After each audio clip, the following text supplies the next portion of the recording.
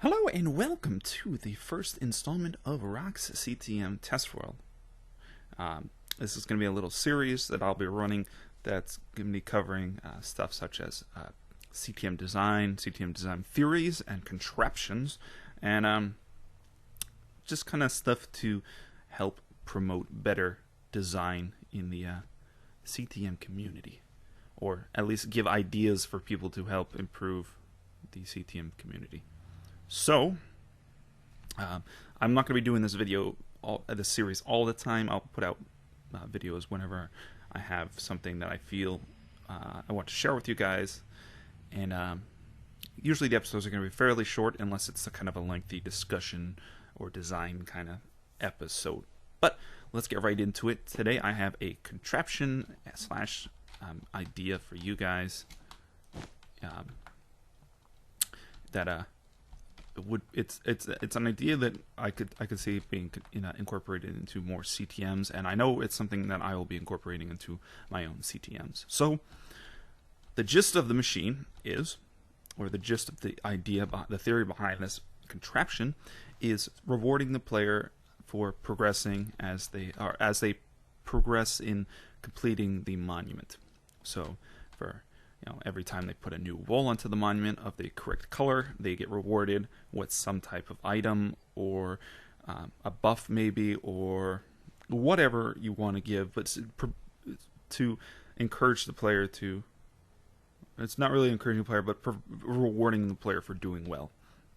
So right here, this little contraption, the way it works is we'll do a little quick demonstration, and then we will go through the parts of it real quick. So right here is the white wool slot on the monument. So if we put the incorrect block, nothing happens. Magenta wool doesn't do anything. Orange wool doesn't do anything. White wool, however, will light up our indicator, and it will also give us an item, the Holy Avenger Blade version 3. Oh, it's a really good one. So the player is now rewarded for putting the correct wool on their monument. Well, what if we remove the wool? Okay, as you can see, the light is no longer there. It's lit up.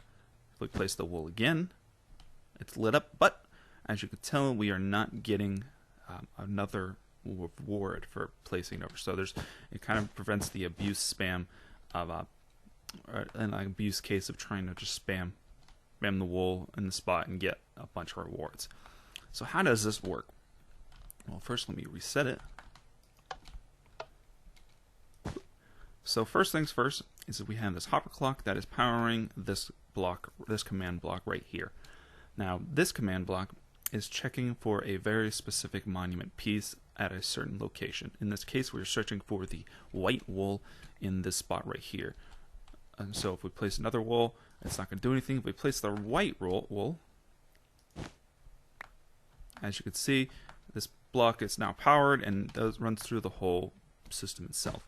So let's remove that, reset it. All right. So what happens when we place the right wool in the monument?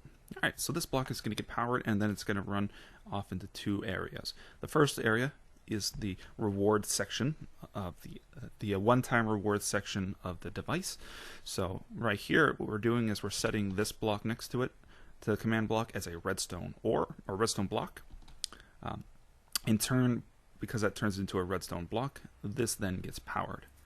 This being, of course, giving all players a Holy Avenger Blade version 3 with enchants and stuff on it.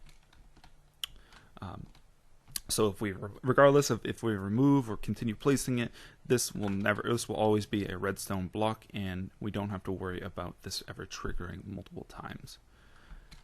Alright, so after that, what's next? Well, since this block is powered and it powers this, it also powers this. What this does is it places a redstone block on top of that redstone lamp right here. Now, if we power this block, it turns this torch off and then triggers this. If we depower this block, this torch turns on, and this will set that same block that we set with a redstone block to air now. Now you can change that to whatever block it is. So say you want it to be, change it back to whatever normal block that would have been there. That works perfectly fine.